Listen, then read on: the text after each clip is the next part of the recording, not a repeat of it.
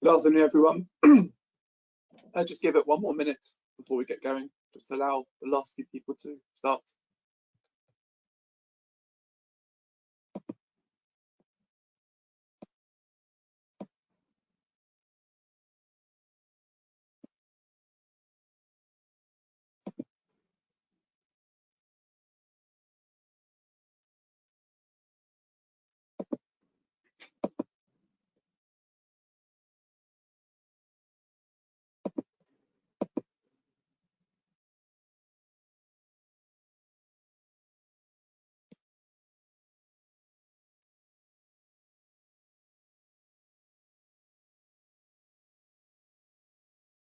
Thank you. So good afternoon, everyone. Thank you for attending today's cyber risk webinar. My name is Jed Kofetz, and I'm the head of assurance services at Clarinet.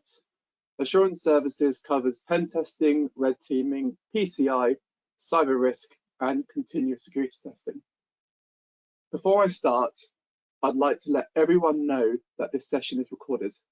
If you'd like details on how to get the recording, please drop us an email. Today, I'm joined by Jennie, who is our Senior Security Consultant at Clarinet. This webinar marks the launch of our Security Risk Assessment product. Now, before you hit the leave button, this webinar is specifically about cyber risk, taking you from the fundamentals of cyber risk to cyber risk management at an executive level, and not necessarily about a security risk assessment product. If you want more information about that, please drop us an email. At the end of the webinar, there'll be an opportunity to ask questions, so please post questions as the webinar goes on, and I'll get to them at the end. Now I'll stop talking and hand over to Jennie. Thank you, Jennie. Thanks, Jed. And hi, everyone, and thanks again for joining our webinar on cyber risk. I've worked in information security for 7 years, and before that I led a third-line IT operations team. So I do fully appreciate the day-to-day challenges of IT and leadership. I've helped organizations implement information security risk for the first time, as well as auditing information security risk management systems. And I'm also a QSA, and the latest version of PCI DSS standard has become more risk focused. So I'm looking forward to seeing risk in use in the PCI DSS version 4.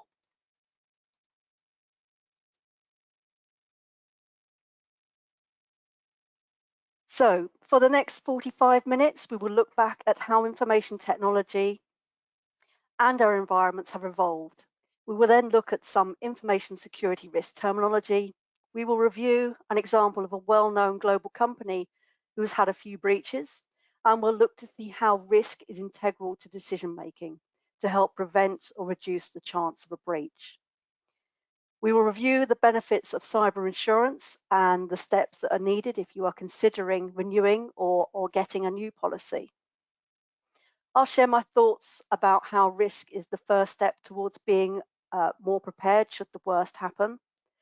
And throughout the webinar, I will discuss reviewing risk from an organization perspective and how it can be assessed at a process or a technical level to provide a holistic view of risk.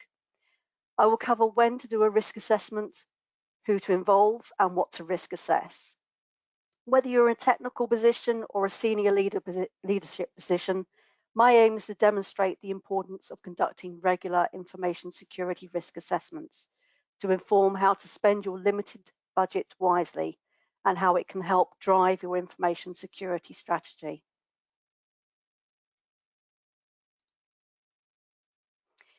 Before getting into risk in more detail, I just want to take a few minutes to look back at the history of information security and where we are now with our use of modern technology.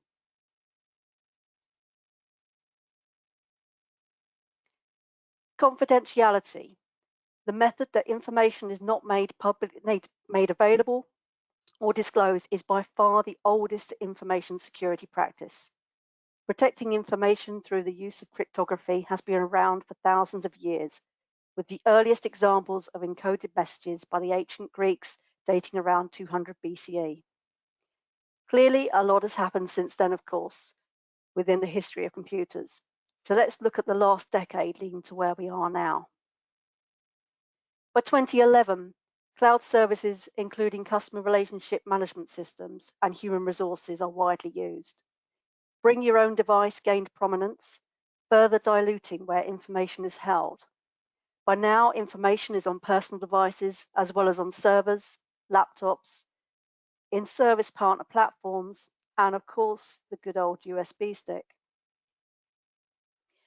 Fast forward to 2020, and the global COVID pandemic has forced organizations who have not yet migrated to the cloud to do so, and to do so fast. On top of the multiple places where data could be, there have also been changes of operating systems, legacy vendor written software, a multitude of code libraries which is used in software, hardware supply chain issues, and service providers who themselves are using other service providers. The extent of software and therefore vulnerabilities, including zero-day exploits, is vast. If your suppliers do not have governance and controls in place, then there is a reasonable chance there is a lack of patching and misconfiguration of systems. Modern IT interconnected systems is highly complex, and organized crime groups are taking advantage of this. 2022 saw an increased market instability, the rising cost of energy, high inflation, and global financial pressures.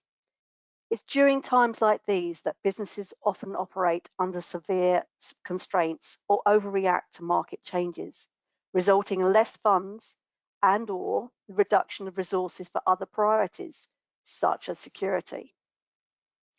Threat actors thrive on instability and changing environments.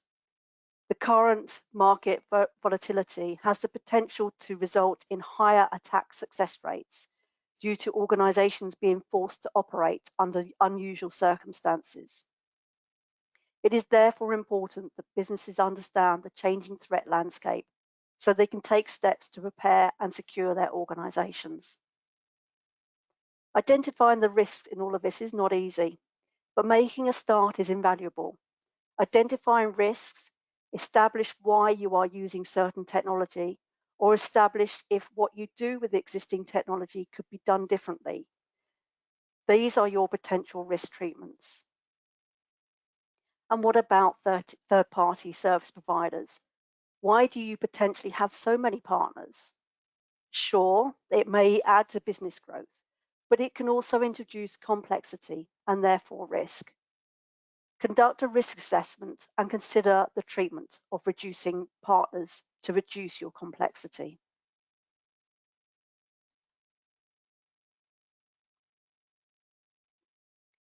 I expect we have a mix of experience of attendees on this webinar, from those wanting to know more to some of you who have already deeply involved with risk. And ultimately, you all have a definitive interest in reducing risk for your organizations. When you deal with something every day, it's easily to sort of get wrapped up in what risk or risk isn't. So I just want to take a step back for a moment and revisit risk in its purest sense.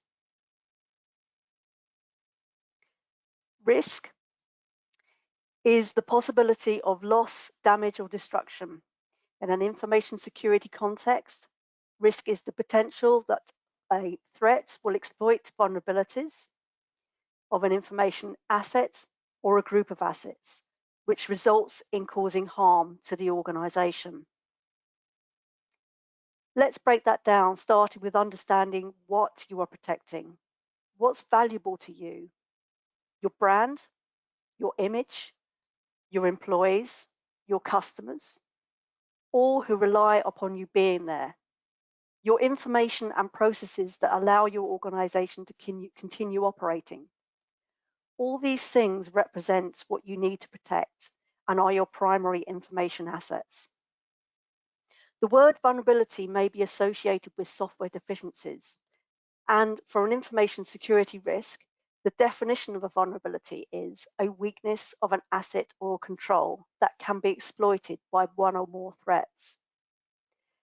This means that you need to consider where you may have processes which are not effective, where there is the potential that internal people who are innocently or even purposefully bypassing policies or processes which have been put in place to prevent an information security incident, as well as considering any potential weaknesses in the technology being used.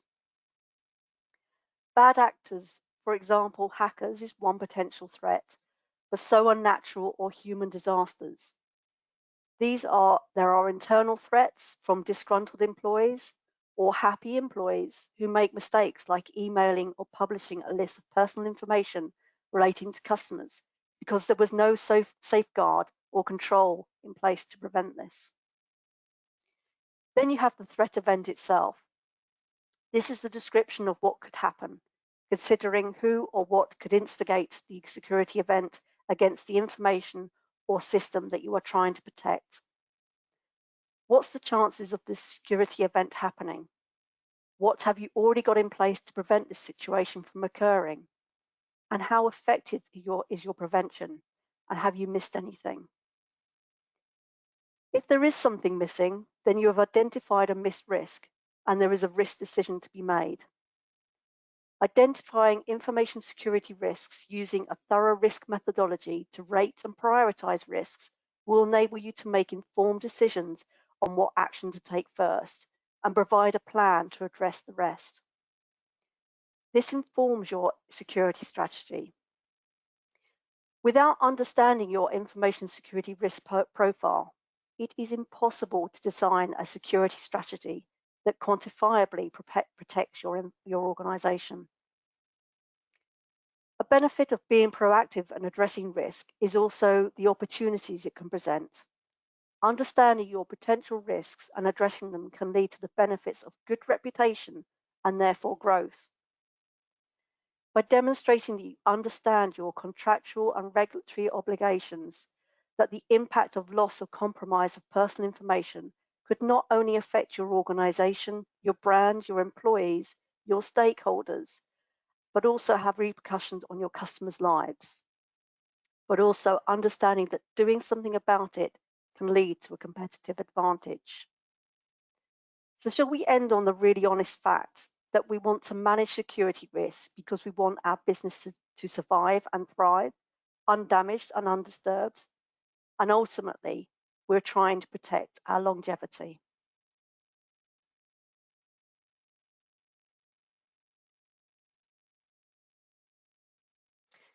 The risk assessments, they aren't meant for small businesses, are they? And if you're a large business with large amounts of security controls, it's not worth doing a risk assessment because the CEO's impression is it's going to take up too much time. So buying cyber assurance will cover you and everything will be okay, won't it? Or do you have a supplier who handles all your IT needs? They have ISO 27001 and they do all your patching. You get reports every couple of months. Don't really know what they're doing. Or have you bought all the latest security products? Everything is with a major cloud provider and you've got all you need. But how do you know if buying the latest security product that it's doing what you need it to do if you don't understand what it is you are trying to protect?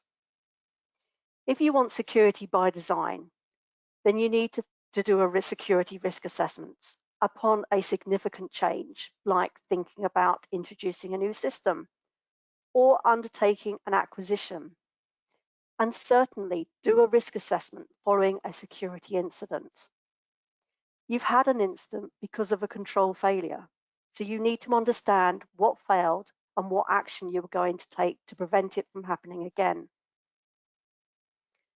Let's take a look at the multiple Marriott hotel breaches and how opportunities were missed, not only once, but many times to risk assess. Starwood Hotels was acquired by Marriott Hotels in 2016. The Starwood Worldwide Group had 11 brands with over 1,200 properties in approximately 100 countries. On the face of it, our opinion was that this was the first opportunity that they had to do a risk assessment because they missed that potential significant change, such as the acquisition. If a thorough risk assessment had been conducted, then it should have identified risks from potentially the lack of penetration testing conducted, but also the risk of making Starwood leadership, IT, and information security staff redundant following the acquisition. Starwood had been breached before Marriott made the acquisition, sometime in 2014. The breach wasn't discovered until 2018, when a consultant's internal security tool caught a suspicious attempt to access the internal guest reservation database for Marriott Starwood brands, ultimately impacting an estimated 339 million guests. Marriott's negligence resulted in an £18.44 million fine from the Information Commissioner's Office in October 2020. The information security breach should have forced a risk assessment. The company stated, "We are devoting the resources necessary to phase out Starwood systems and accelerate the ongoing security enhancements to our network."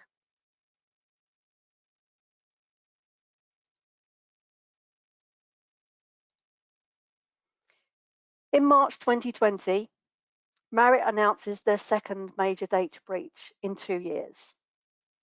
It appears some of the lessons of the first attack had been learned, as this time it only took them a month and a half to notice and a further month to announce it, which is still far too long, as under GDPR, they should have notified authorities no later than 72 hours after becoming aware of it. Any risks that they could have identified following the first incident, like the risk of a breach due to a lack of monitoring, were clearly missed. This data breach leaked the information of 5.2 million guests worldwide. An information system with so much personal information is a system worth protecting and worthy of a risk assessment. In a Marriott statement, the company identified that an unexpected amount of guest information may have been accessed using the login credentials of 2 employees at a franchise property. Potential risk mitigation could have included 2-factor authentication and possibly prevented the attack. The cyber attack involved a breach of information including contact details such as names, addresses, emails and phone numbers, loyalty card details, date of birth, gender and room preferences. The data leaked was not the same for all customers. At the time, Marriott said it would rely upon its insurance, which is commensurate with its size and nature of operations.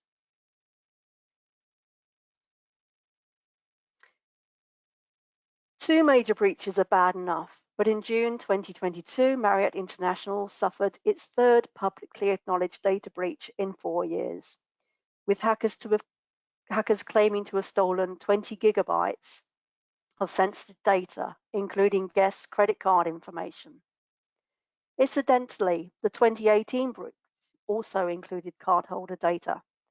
So there's certainly potential for payment processor fines, adding to financial costs from a lack of PCI DSS compliance. The latest incident at Marriott is relatively minor, limited to about 400 individuals, compared to the major data breaches in late 2018 and early 2020, but it signals a pattern of neglect. This latest incident marks a pattern of personal identifiable information breaches. The last 2 breaches clearly raise questions on Marriott's due diligence and efforts to fight cybersecurity threats. This also brings us the question, how does an organization ensure its security program is fit for purpose? And the answer, of course, is a security risk assessment. There are numerous examples and reasons that prove the importance of risk assessments. The data breaches reported by Marriott International are great examples. If Marriott's security infrastructure was more resilient, it might not have suffered a data breach, at least not the second or the third breach. Relating back to buying cyber insurance and everything will be okay, in its September 2022 quarterly filing, Marriott reported that since the incidents and given the state of cyber insurance market generally, but they've seen an increase in renewal costs for its cyber insurance over the last several years. As of March 2019, the company had incurred $28 million in expenses related to the breach, and yet that only lowered the company's bottom line by $3 million. By May 2019, the company had cut its losses to a mere $1 million. So how is this possible? That's because of the cyber insurance, which covered most of the initial costs associated with the crisis. Insurance against cyber attacks is a relatively new offering. Fortunately for Marriott, the company's cyber insurance was able to mitigate a significant portion of the losses. Nonetheless, the total fines and liability for the company exceeds $250 million. Those initial costs are just that, the beginning. It's estimated that between the direct costs and indirect losses caused by customers shying away from the company in future, that Marriott could ultimately see billions of dollars in lost revenue as a result of the breach. $250 million could have been the critical impact value identified as part of the initial risk assessment. The outcome may have justified investment to implement additional security controls as well as cyber insurance to reduce the now ongoing risk for the Marriott brand.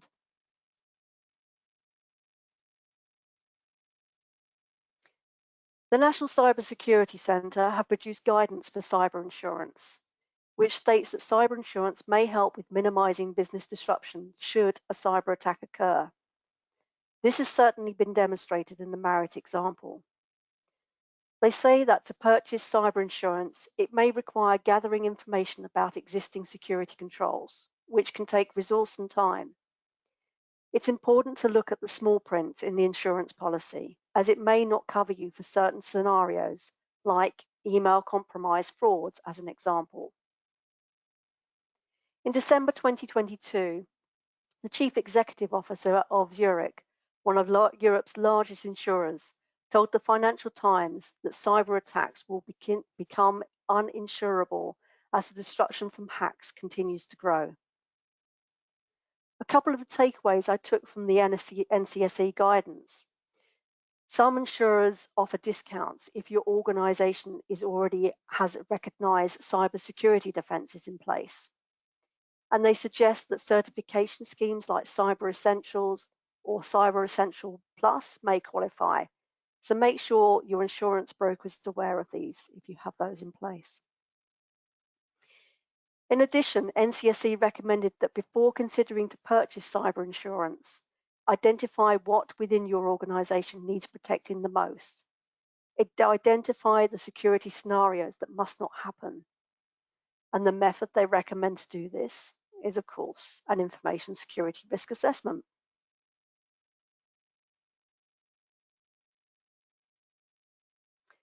The ultimate goal of continuous risk management is to inform a security strategy, which enables the organization to meet its strategic business objectives.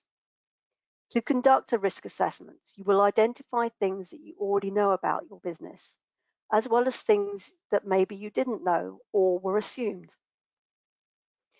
A good risk assessment will involve stakeholders from around the business, as their knowledge is invaluable in identifying what processes are critical to meeting business objectives. Individual stakeholders know the information and the tools that they need to do their job, but they don't necessarily know the IT systems that hold it all together.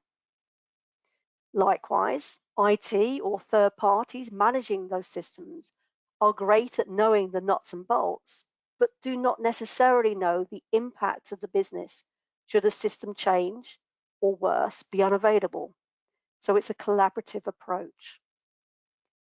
As part of the assessment, you will be able to classify information and identify who needs access, who does not need and shouldn't have access, and more importantly, the appropriate level of access that they need to perform their role.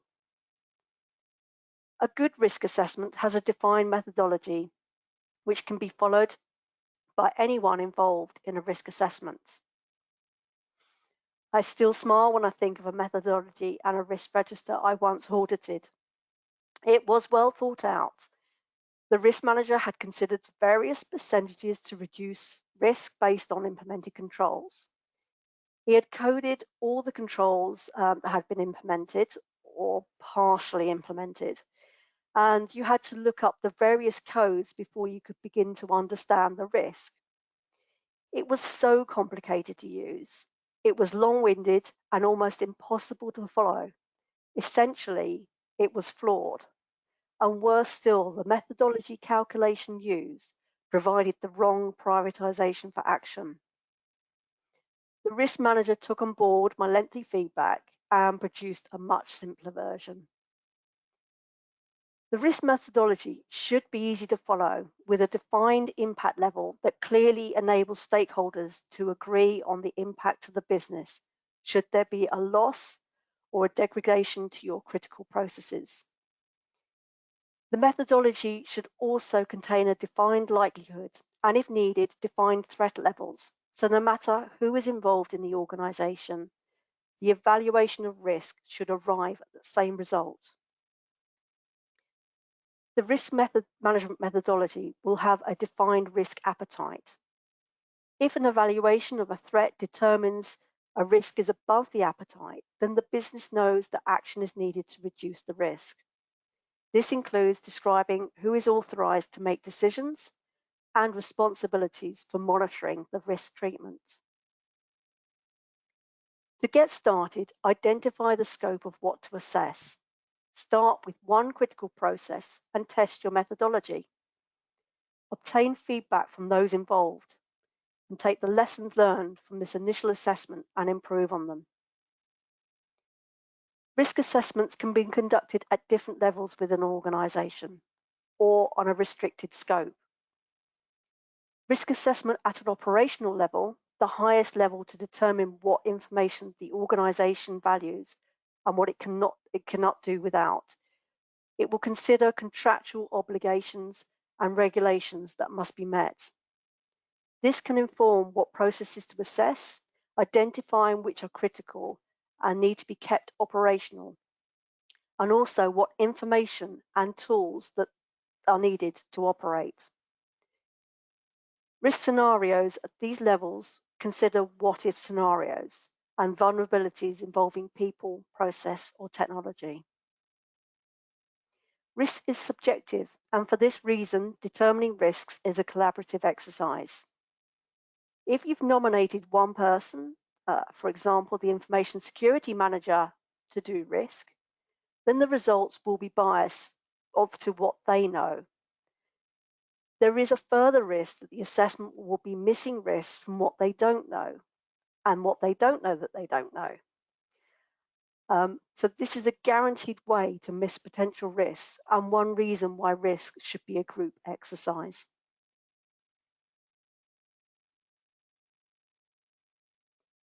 Finally, when everything is put together, you will have a good understanding of what you need to protect and why you need to protect it. Its vulnerabilities, who or what could exploit those vulnerabilities, a risk level, and a prioritization for taking action to reduce risk. The output of an information security risk assessment will help define the security strategy and enable informed decision-making.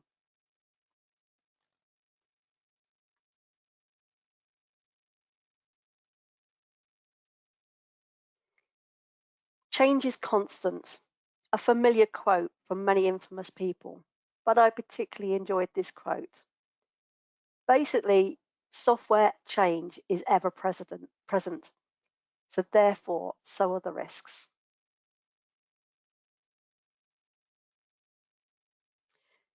There are three main occasions when to do a risk assessment. The first is on a regular occasion. Conducting a risk assessment regularly which ideally means annually at a minimum, provides the organization the opportunity to continuously evolve the security program based on the constantly changing threat landscape and associated risks. Secondly, upon a significant change. This snakes and ladders image shows just some of the reasons when you may want to conduct an information security risk assessment. Any one of these changes could impact the organization and the assets it's trying to protect. Thirdly, after a cybersecurity incident. This is one that may get overlooked depending on the robustness of your incident response plan, which should include a root cause analysis, including identification of risks found during the investigation. You should definitely do a risk assessment after an incident, no matter how small or big, as this means you've had a control failure which needs assessing. I've seen a risk assessment put to very good use days after an initial cyber attack was over, but whilst most systems were still down. The forensic investigators came in to establish how long the attacker had been present for and what had been stolen. The organization risk assessed how the attack impacted the security of their product and what actions needed to be taken to prevent any further repercussions to their customers. The risk assessment showed the controls that were in place prior to the attack, including encryption, and what could be done with the information that had been stolen. They used this detailed assessment to propose the actions they were going to take to mitigate any further damage.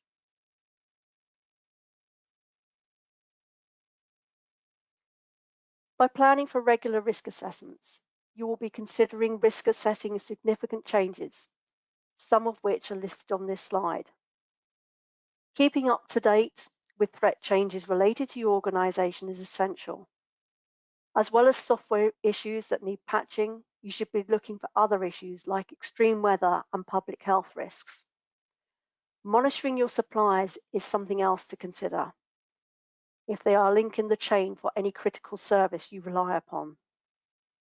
As is evident from past compromises, threat actors only need to find the weak link as an initial attack point.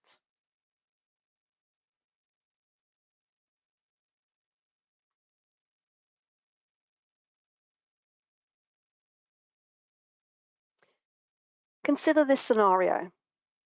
A business has legacy systems on hardware in a data center that needs refreshing.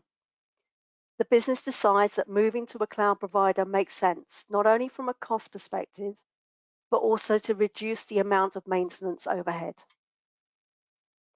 The business has the quantity of systems, the processing power, storage, and usage of their existing infrastructure analyzed to determine what cloud resources would be needed to start the migration. As part of the process, the business adopts and pays for cloud licensing model that was already in place for another organization within the group of companies that they belong to. There are issues with the migration project, and the move starts to take longer than originally anticipated. The business is trying to enforce old processes and technology in the new cloud environment, which isn't fitting with the cloud shared responsibility model. The business has assumed that everything would be the same in the cloud and can't understand why they can't enable security controls like advanced threat protection or information protection for data loss protection, which is what the data protection officer has requested. The licensing level they have adopted is not suitable for their needs, and they need security features which are only available in a higher level of licensing, except they're now tied into the lower plan, which they can't upgrade because it's the right level for the rest of the group. The only solution is that they have to pay for a new license, leading to additional unexpected costs which could have been avoided. If they had conducted a risk assessment before implementing such a significant change, they would have identified these risks, plus potentially others, which needed a different cloud security design.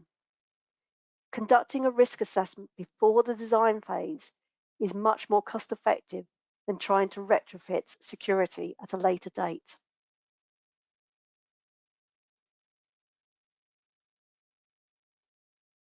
Throughout the webinar, we've looked at some high-level risks affecting organizations and risks at a departmental or process level. To do an all-round assessment, you may want to consider the different types of threats and how those threats could specifically target people or technology to obtain command control of your systems. If you are designing a new system or even reviewing existing systems,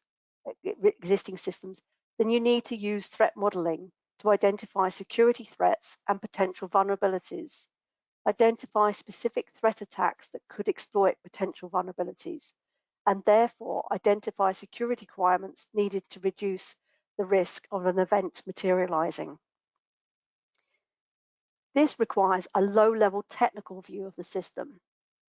Ideally, you'll have a diagram of all the ingress and egress points, the data flow and interconnected systems that you are trying to protect. Looking at the detail of the system and identifying what could go wrong by thinking like a hacker. What can be accessed without being prompted for authentication? What can be altered or used to bypass controls?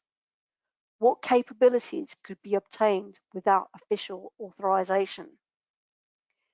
These tactics, techniques, and procedures are slightly different for each threat actor. So as part of the modeling, it's worth identifying who those threat actors could be.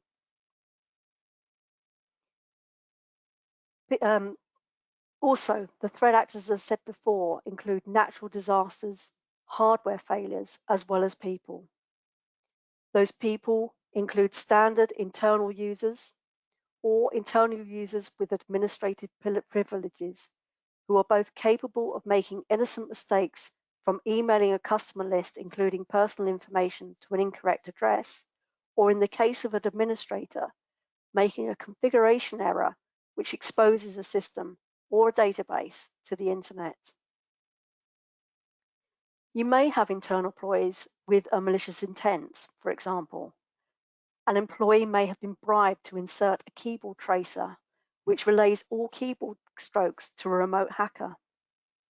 External threats come in the form of competitors, novice hackers who use pre-built tools to auto-hack, or a more advanced criminal hacking and government-sponsored hacker.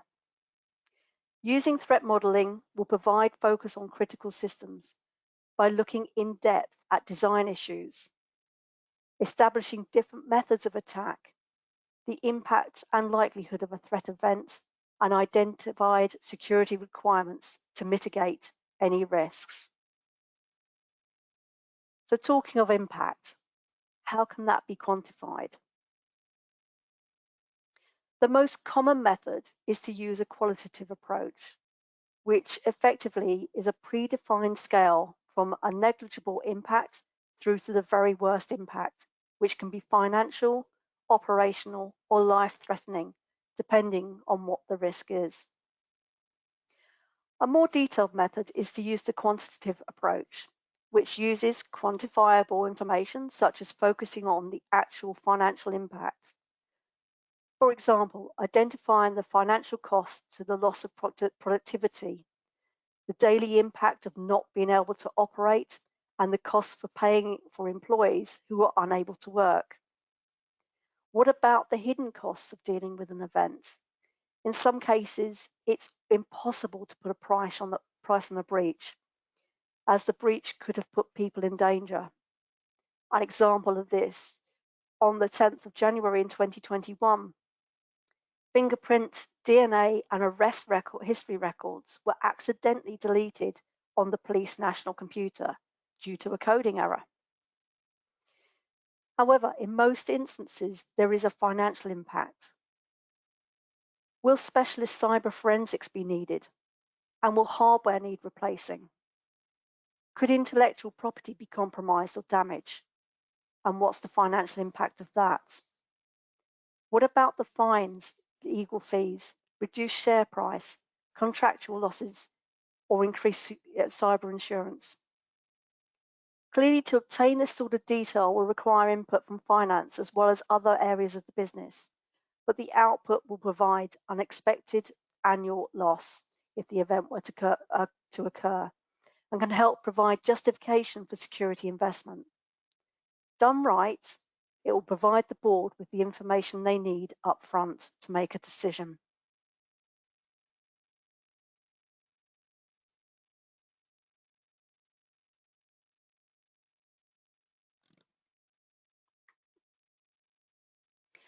Do you remember the Picture Ransomware from June 2017?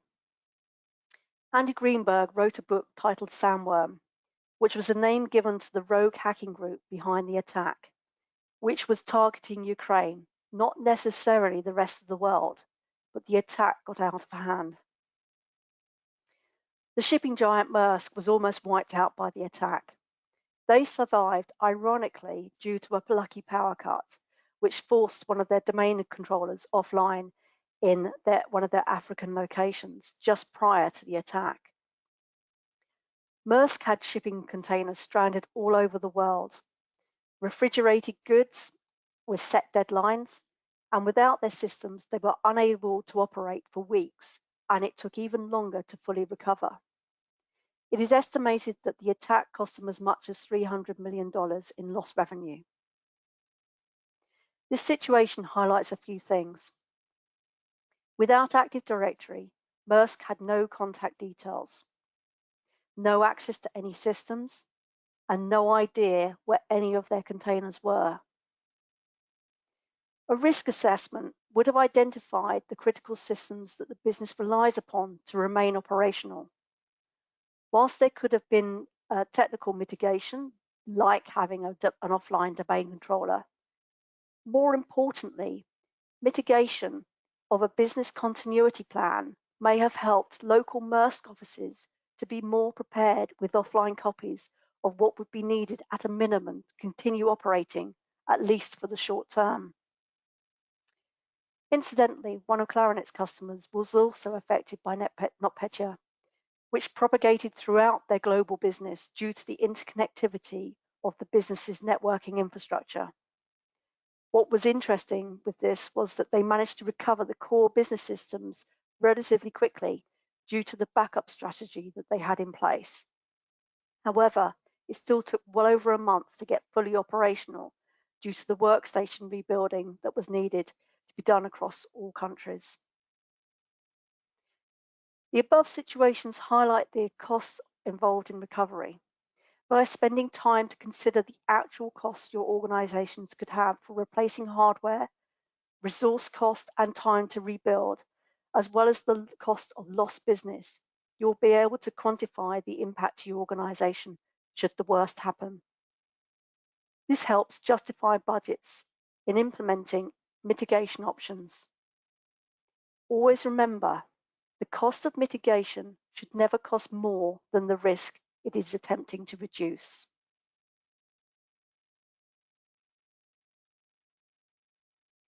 Every organization should be reviewing information security risks, at least an organizational level.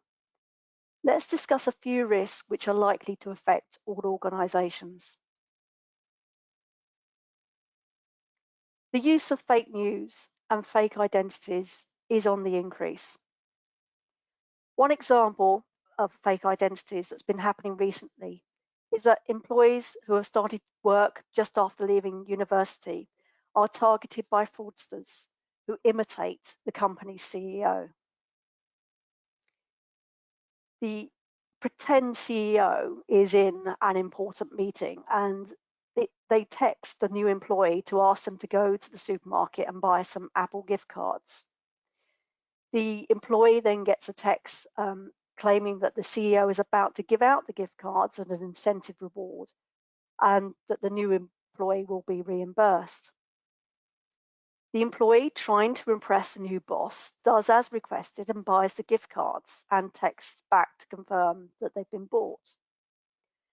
Next, the CEO fraudster responds with urgency about needing the gift card code and gets the new employee to text the gift card number to them, except of course, the text isn't going to the CEO. AI technology for faking someone's face is now getting so good that it's getting impossible to tell the difference. What damage could a fake CEO video call do? What could happen?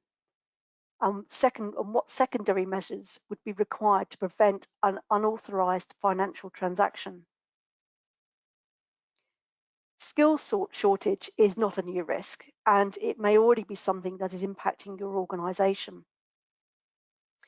The UK government has posted its findings for the 2022 cybersecurity skills gap. The Ipsos survey report found that approximately 697,000 businesses have a basic skills gap. That is, the people in charge of cybersecurity in those businesses lack the confidence to carry out the kinds of basic tasks laid out in the government-endorsed Cyber Essentials scheme, are not getting support from external cybersecurity providers. It also states that almost 4 in 10 businesses have an internal skills gap when it comes to incident response and recovery, and do not have this aspect of cybersecurity resourced externally. In November 2021, the government published its findings in a report titled Understanding a Supply Chain Cybersecurity. Closely linked with the risk around skill shortages, a common finding in the report found that there is insufficient expertise to evaluate supplier cybersecurity risk, and respondents noted the lack of skilled staff with an understanding of cybersecurity risk in general, and makes it difficult to have staff in place to advise on managing cybersecurity risks more specifically. Finance and resources were also quoted as issues, but most strikingly, a number of respondents cited a lack of prioritization of supply chain risk management among boards or senior management as a barrier, either through the lack of understanding of risk or due to prioritization of budget and resources elsewhere in the organization. Some organizations don't consider risks. They just look straight for the latest technology as they believe that will prevent them from getting hacked. But they also generally only have a limited budget. So which security product should they choose?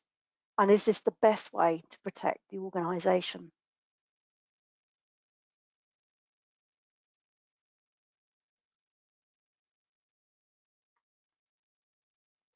Every organization is completely different. The way technology is being used, the combinations are so varied that there is never a simple answer or a silver bullet. And quite often, it's not about the technology, but it's about the processes. For example, when taking on new suppliers, what due diligence is done? What are you needing the supplier to do? What information will they have access to? What security do you need them to have in place to meet your contractual requirements? Have you defined those security requirements and added them to the contract? Do you have the right to audit? Has the data protection implications been evaluated? That's the best thing about a risk assessment. Actions to address risk do not always need budget for a new piece of technology. They just need a bit of resource and time to implement some security best practices. You could spend and spend on new technology and still get breached because you haven't looked at more than the technology, like cybersecurity awareness training as an example. The output of a risk assessment will provide you with risks ranging from critical to low. Now you get the opportunity to treat those risks and prioritize where to spend the limited budget. The output informs your security strategy, treatment, and may involve more than security awareness training or a decision to implement better governance and implement an information security management system. The decisions to address the identified risks will be at a director level, and knowing what needs addressing could even increase that limited security budget. This is why we believe everyone in the organization needs to understand information security risk. Enabling the whole organization to understand risk will enable a common view of how appropriate controls to address risk can be prioritized, leading to resources and budgets being appropriately agreed from the very top of the organization.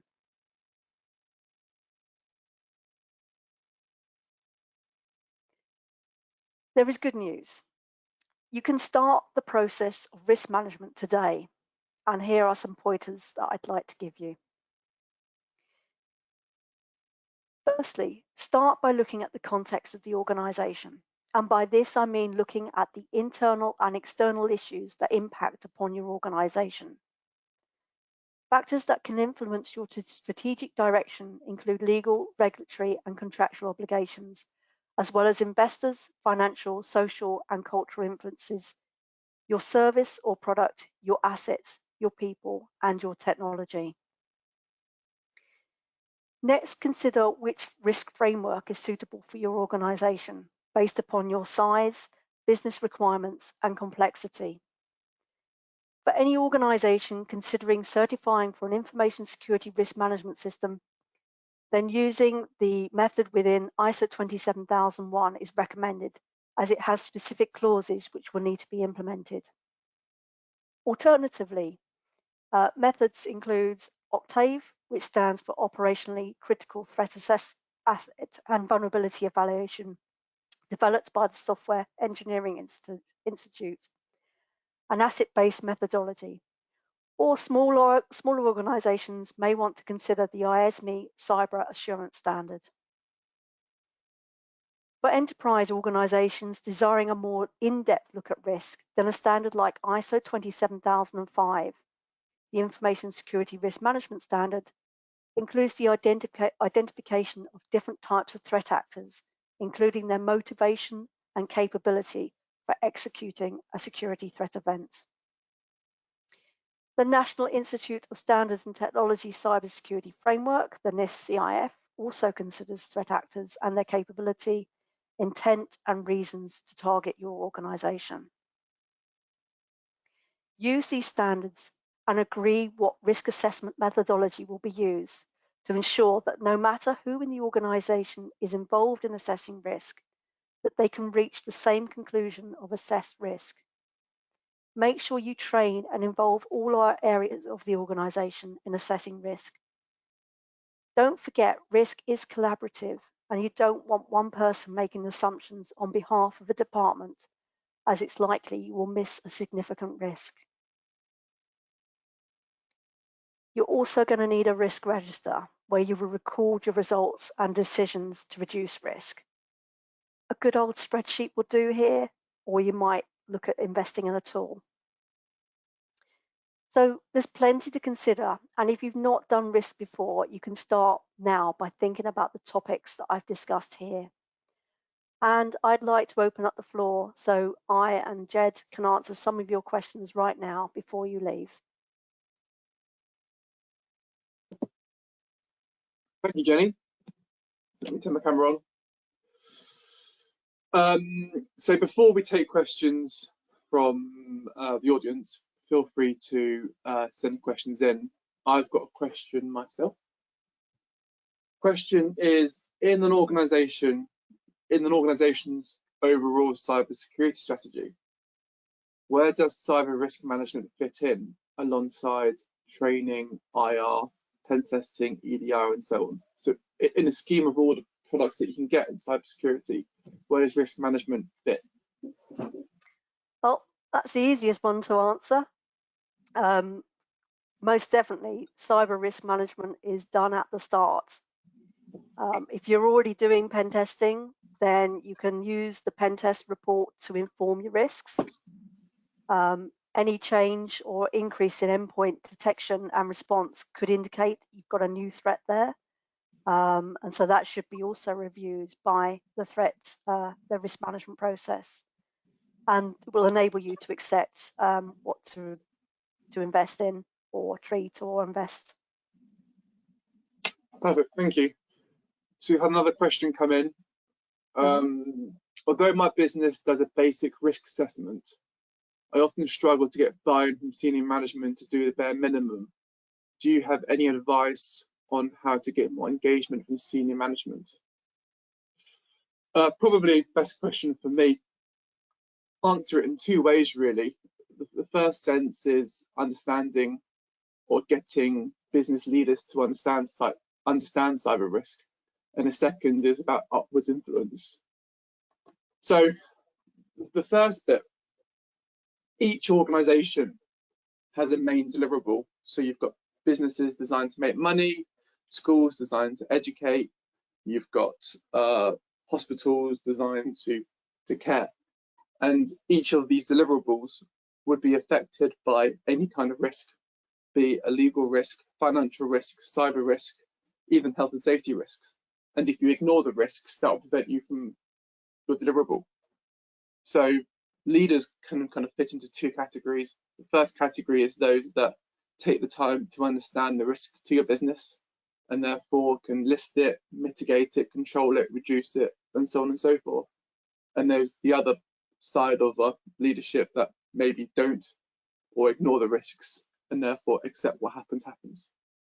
Now, in terms of influence, upwards influence has been written about in many MBAs and written in many books. Off the bat, what I do to influence management, I probably start by asking questions. So ask questions such as, would we pay a ransom? If so, up to what figure? And then how did you determine that figure? How long can we go without our systems and our data? And if so, how did you determine that?